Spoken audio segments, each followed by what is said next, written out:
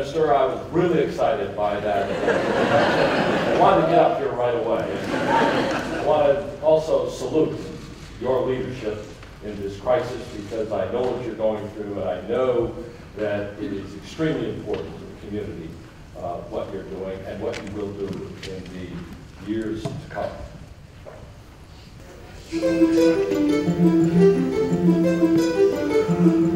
World Series time again. The San Francisco Giants play host to Game 3 of the series tonight. Couldn't ask for a better day. First game of the series, sunny, a little warmer. Signals to get Dave Parker at second base. So the Oakland A's take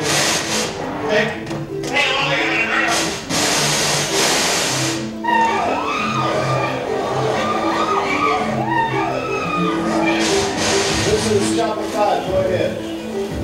That's collapsed. Let's go to the divots.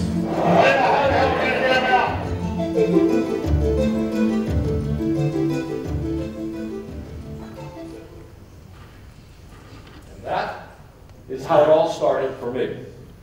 And you've all been through that initial period, and the world watched as your mayor, your city council, and your national leadership, like Mr. Brownlee, did all the right things to inform, comfort, direct, and secure the brave people of Christ Church.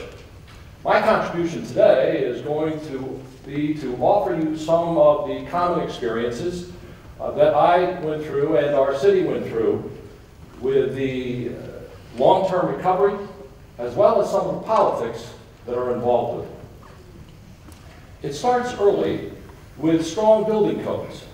And if you didn't do it before, please make sure you do it this time. In San Francisco, the tall, modern buildings with strong building codes did not fall down, did not suffer damage, hardly a broken window. But when those new building codes were first proposed, there was strong resistance from some of the owners and the developers because it was too expensive. But that commitment paid off when it mattered.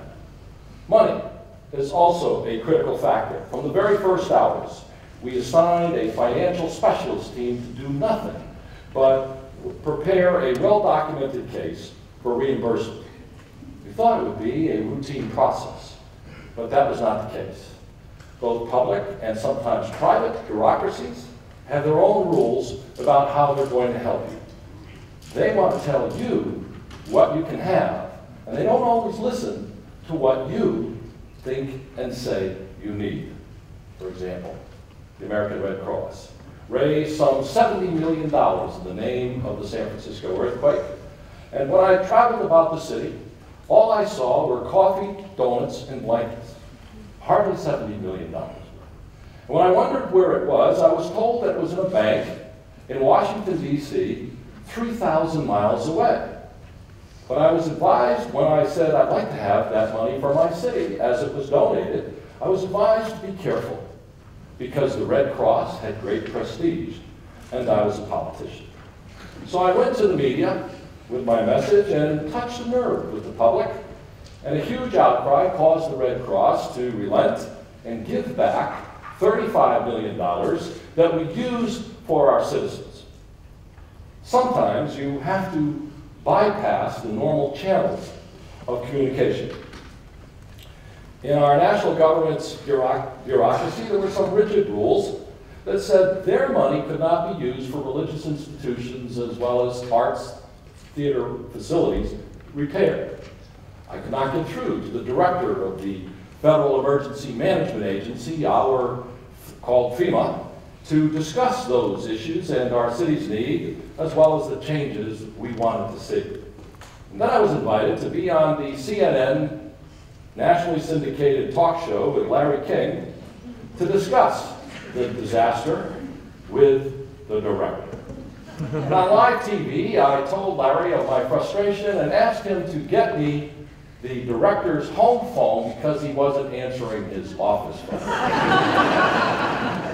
Well, I got the number and a few changes that authorized us to repair those facilities as we wanted to do in the first place.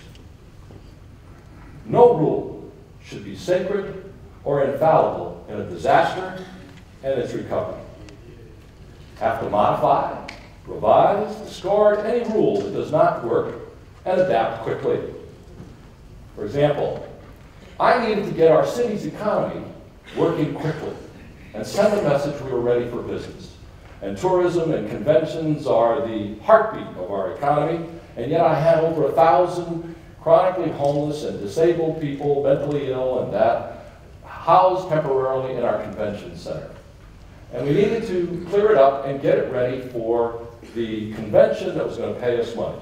And so the Navy offered us a small aircraft carrier, the USS Peleliu, so that we could use that as a temporary facility. But when the social service experts went to see it, they saw these bunks and said, that's too claustrophobic with the people who have the kinds of issues that that population had. And when I went to see it, to walk the ground, I agreed. But as we were leaving, I saw this large space that had been used for assemblies with the Navy as well as for aircraft, and we decided that was the place that we could move our people to, and did, and soon the convention center was working as we wanted it. San Francisco's City Hall is similar in grandeur to Christ Church Cathedral. It was badly damaged in the earthquake, but did not collapse, but it needed major repair for us to use it. And so we marked each piece, tile by tile, took the building apart after taking pictures, piece by piece, floor by floor, and stored it in various warehouses around the city. And then we installed rollers in the foundation that was now available to us that roll with each tremor in an earthquake. Then we took the building back to the site and put it back together again as we took it apart. On the social and emotional side of recovery, the most important ingredient, I think, is from the very beginning to involve people in every possible way. Leadership needs to take whatever steps are possible and necessary to give people some control over the chaos and decisions that's impacting their lives. Earthquakes and aftershocks leave all of us, feeling vulnerable and defenseless. And our instinct is to check on our loved ones and then retreat to a safe place. But you can't rebuild and recover if you stay in that mindset. But compounding that feeling of retreat is the reality for many people that their homes are lost and they may not get back. In many cases, they can see them still standing, but they are so vulnerable to further collapse, as you've seen here, that they can't be allowed in there. Yet their memories and their valuable things are still there, and they want a minute to get in there. So we, as we watch people standing in line, demanding to see their homes for a few minutes, to get inside and get that precious picture, or whatever it might be, we decided to make some changes and invented some new techniques and new innovations on the spot. For example, all the residences were tagged as red, yellow, and green. You're familiar with that system. You used it here very effectively. But we added something else to it.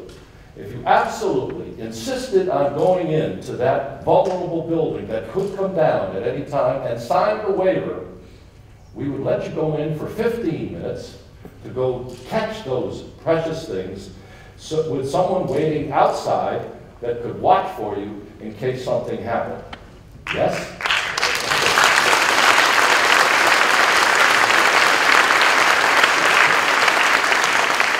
Yes, it was a risk. And I was scared every time we authorized it. But it was important to kickstart that recovery process that gave people a chance that they were regaining control over their lives, even if it meant getting that picture or getting that precious document or whatever it might be. Then we invented something else. We call it the soft takedown. When it came time to demolish those unsafe buildings, we created that soft takedown that allowed residents to stand in the street as the building came down that they lived in, and then searched through each floor as it was put on the street for those precious things they couldn't get in that 15 minutes. It was important, again, to give people that chance to start the recovery process. Then that debris was hauled to a dump site where it was given the same address that it had come from. And people were given one last chance to go to that address and look for those things.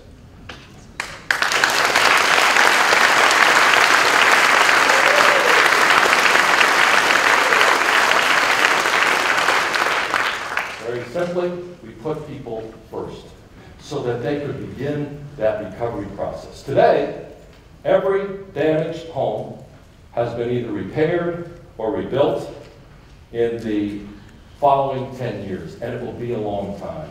You need to be aware of that. We also knew that the emotions affecting people were not limited to those who lost a home. And so we asked people, especially children, to write down their experiences for our library. We wanted them to express what they had been through and to understand it in their own terms.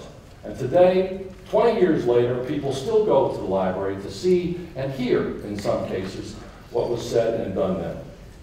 In the first 72 hours, we saw clearly how our citizens responded to help each other until help could get from the outside. They spontaneously went into the streets to rescue neighbors, direct traffic, anything to help out. You know, because you did the same things. We saw you being so heroic. And that understanding of what people will do in that situation gave us an insight to capture that spirit and redo our emergency plans to incorporate it in our future plan. And so we created the first ever neighborhood emergency response teams, called NERT, in each neighborhood of the city. These are volunteer citizens who train to become leaders in their neighborhoods and are ready to react instantly to a disaster. They practice a specific number of times and work with the fire department under their leadership to get ready for what might come in the future. We even have volunteers with that training who go searching just and specialize in pet rescue. And to date, some 21,000 civilian volunteers have been trained for neighborhood leadership through NERT. It's been so successful that this year we've introduced a less intensive program for the individual to get that kind of experience, because our objective is to have people ready to bounce back through the kind of training in recovery and resilience that they get in this program. In San Francisco, we're calling this building the culture of confidence. Perhaps the greatest possibility in long-term recovery is not to automatically assume that things ought to be put back the way they were. The initial inclination is to choose that easier path of a do-over that preserves or recreates the status quo. In San Francisco, we opened the door to reimagining the city to meet the needs of the future rather than the past, because we sensed it was an extraordinary opportunity to review past decisions and make better ones for the future. But new plans are not always unanimous. There will be pressure from those who believe that recovery means returning to the status quo. The state and federal government pressed, for example, for a retrofit repair of a monumental elevated motorway bigger than this building that went along the waterfront of San Francisco as you see it there. Engineers wanted to fix it by doubling the size of those columns you see that were holding it up. And yet, the freeway was a terrible blight and a crime-ridden slum for 40 years in our city. Nevertheless, the neighborhoods that were adjacent to this place, in Chinatown and North Beach and Fisherman's Wharf, as well as the Chamber of Commerce, wanted it repaired for immediate and easy access to their stores and their homes. They wanted to go back to what it was before the earthquake.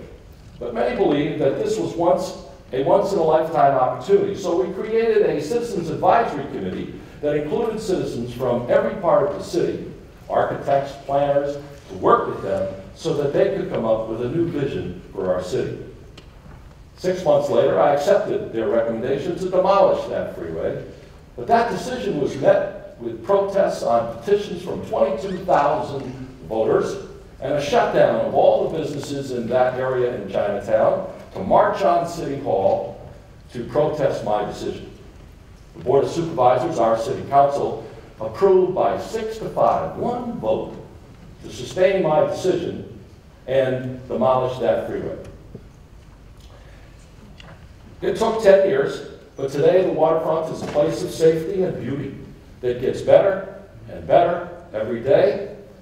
Thousands of people go there for the cafes and the shops and the museums and the wonderful locale. You will see in a couple of years the extraordinary venue when the America's Cup is held there, and you will see me there rooting for the extraordinary event where this ship, where this boat will represent New Zealand, and I will be rooting for it to come into second place.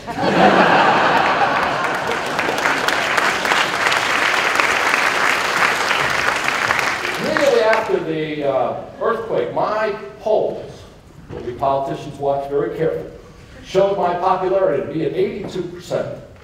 And I used that popularity to invest with our community in a new vision that we had come to an agreement for the future of our city.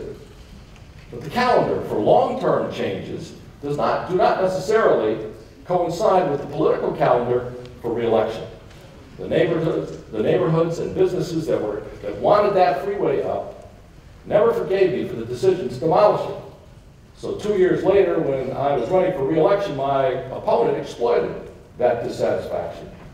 Now, make no mistake about it, I knew what those political risks were, and let me amplify what that means in this example with business. In business, capital is the money that operates a successful enterprise. The best business person takes that capital and a calculated risk to invest in the business so that it can grow and prosper.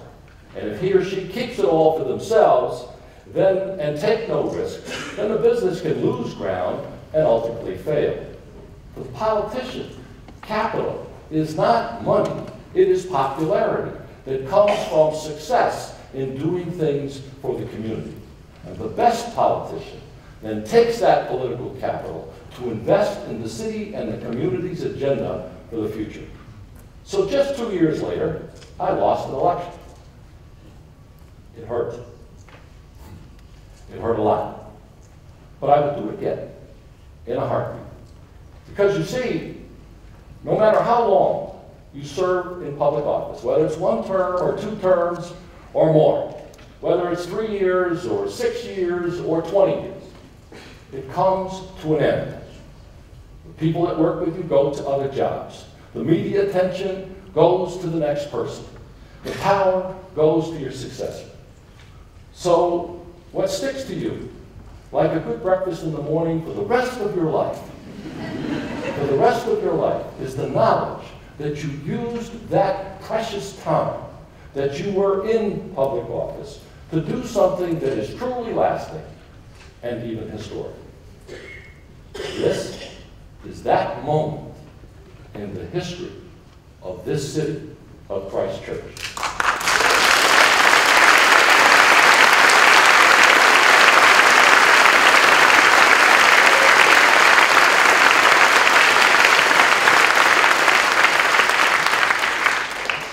This is your moment as citizens of Christ Church. Seize it. Take the risk. Use the ideas and the possibilities that you've heard all day today from marvelous speakers. Do the best things to fix these broken places in your community. Do these things, and you will fulfill the oath of the citizen in the ancient city of Athens, Greece, some 2,000 years ago, when they said, I promise, upon my honor, to leave this city better than I found it. So I'm going to ask you today, are you ready to take that oath as citizens of Christ Church for the future of your city? If you are, stand up Now, and let's take that. Stand up. Stand up.